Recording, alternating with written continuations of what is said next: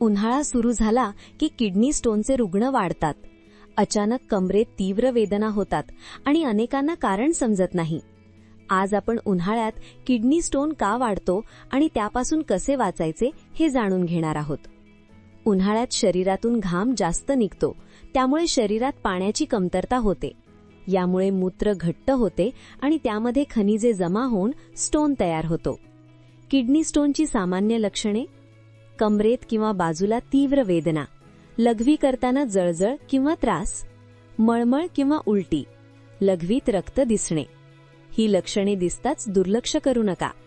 Kidney stone टाळण्यासाठी दिवसाला पुरेसे पाणी प्या, 3 ते 4 लिटर.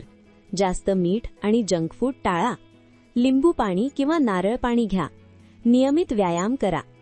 आजच्या आधुनिक तंत्रज्ञानामुळे किडनी स्टोनचे उपचार खूप सोपे झाले आहेत.